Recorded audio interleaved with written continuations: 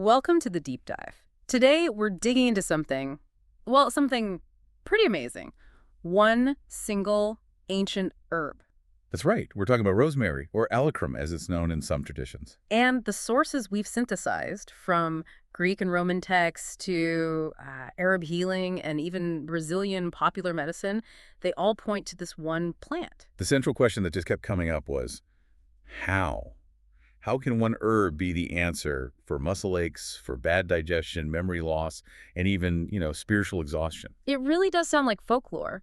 But the consistency, across centuries and continents, it suggests there's something real there. Exactly. So our mission today is to unpack that, to see what the ancients were actually doing with rosemary and figure out how on earth it got the nickname, the plant of memory. Okay, let's get into it. And maybe we should start with the brain. Let's do it. So for you, the learner, the first thing that really jumps out is just how much the ancients saw rosemary as a cognitive tool, a superpower for the mind. Oh, absolutely. This wasn't just a kitchen spice. This was a revered tonic for the head. A tonic for the head. I like that. Yeah, and for the stomach too, and just for providing this overall vitality. The sources have this great phrase for low energy. They call it having no gas in the body. Huh. No gas in the body. I think we've all been there. Right. And rosemary was seen as the fix for that. But its real fame, its title, comes from memory and focus. The plant of memory. It was really about sharpening concentration, wasn't it? Helping people lock in on tough tasks. It was. And what's truly fascinating is how they used it. It's so practical, and it really mirrors a lot of what we now understand about aromatherapy. Okay, so take the Greeks. What was their method? So they had this specific ritual. They wouldn't just eat it. Before a big ceremony or a long study session, they'd take fresh branches of rosemary. Fresh ones, okay. Yeah, and they just smell them, crush them a little to release the oils, and just inhale deeply. Wow, so simple. And what was the belief behind that? The idea was that it would immediately clear the mind. And even more, they believed it stimulated what they called the frontal chakra. The frontal chakra. So the area we'd now associate with, like higher level thinking. Exactly. They were targeting that part of the brain thousands of years before we had brain scans to tell us what was going on up there. That's incredible, just using scent to boost your thinking power. And, it makes sense scientifically. We now know that rosemary's scent is packed with these compounds, terpenes and things, that act as stimulants on the central nervous system. So it gives you that little jolt, that up you need when you're feeling tired or unfocused. That's the modern explanation for the ancient practice as a natural olfactory pick-me-up. An ancient study aid. But the memory connection was deeper than just focus, right? It was. It was also deeply symbolic. It was woven into rituals for remembrance, for honoring the dead. A beautiful, sort of poignant link between the plant and our deepest personal memories. Okay, so the mental side is clear, but let's shift to the body. Was it just as important for, say, something as common as digestion? Oh, it was absolutely fundamental. For physical wellness, the go-to remedy was almost always rosemary tea or shoddy alacrim. And when would you take that? The tradition is very specific, right after meals. So when you're feeling that heavy bloated feeling, maybe a bit of gas or mild colic. Exactly that. The sources are really clear that a warm cup of the tea after eating just helps the whole process along. But the traditional wisdom went even deeper. Deeper than just the stomach. Yeah, much deeper. There was this widespread belief that rosemary directly helps the liver and the gallbladder. Now, that is a very specific claim. What did they think it was doing for those organs? The idea was that it helps stimulate the production of bile.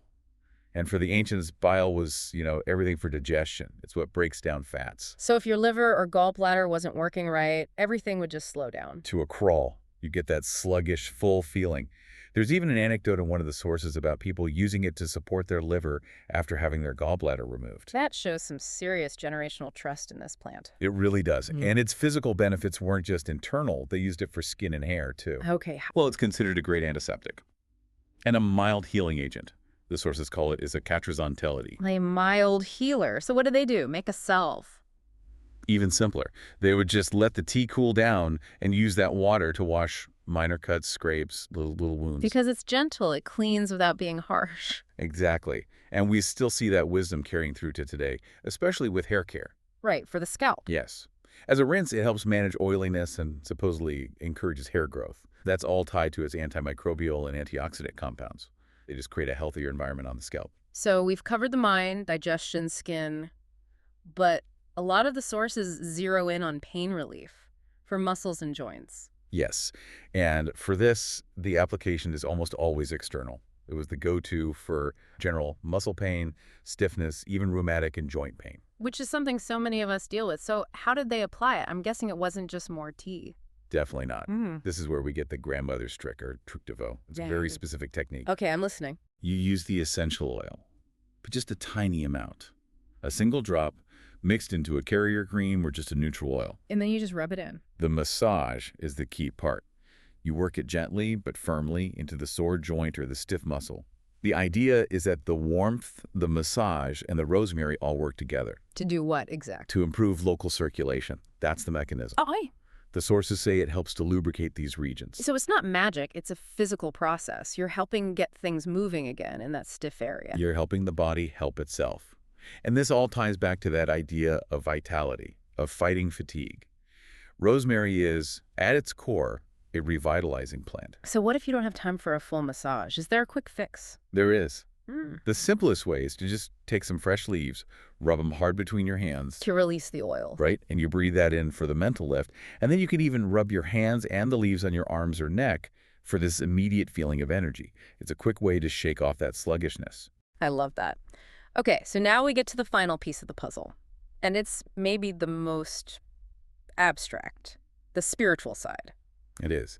But for these traditions, it was just as real as the physical. The sources are adamant that rosemary has this power to lift the spirit, the astral body. What does that mean in practical terms? It means it was seen as something that could give you deep inner strength, that could literally pull you out of despair. The phrase they use is lado fundo do pozo. To pull you out from the bottom of the well. Exactly, to pull you out of rock bottom. It's about emotional and spiritual resilience. Which goes hand in hand with cleansing, right? Like- I saw a lot about warding off bad energy. Yes, absolutely. Yeah. It's used to clear out heavy energy, bad feelings, and what they call the malahado, the evil eye, or jinx. So how does that ritual work? Is it another bath? It's a very specific two-step process.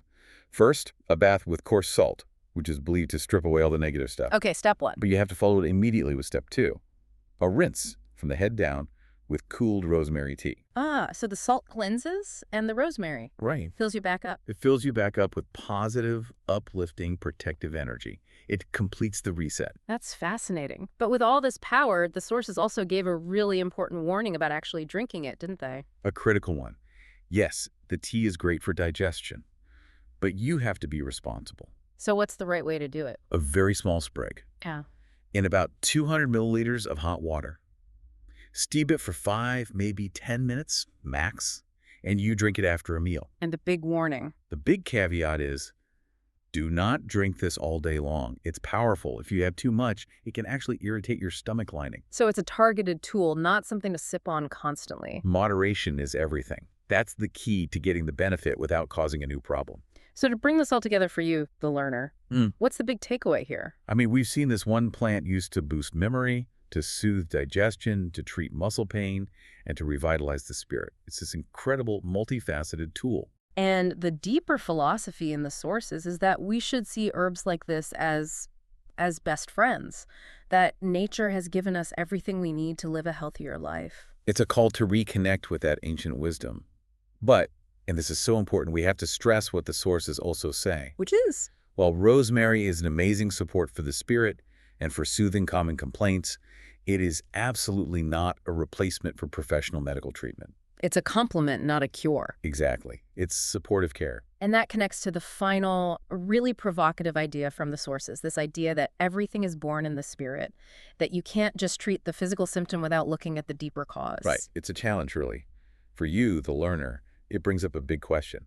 In your own life, in your own pursuit of wellness and knowledge, how do you balance things? How much time do you spend treating the immediate physical problem versus looking for the deeper root cause, whether that's stress or fatigue or some kind of, spiritual disconnect? That balance between the seen and the unseen. That's really something to think about as you take this ancient wisdom and try to fit it into your modern life.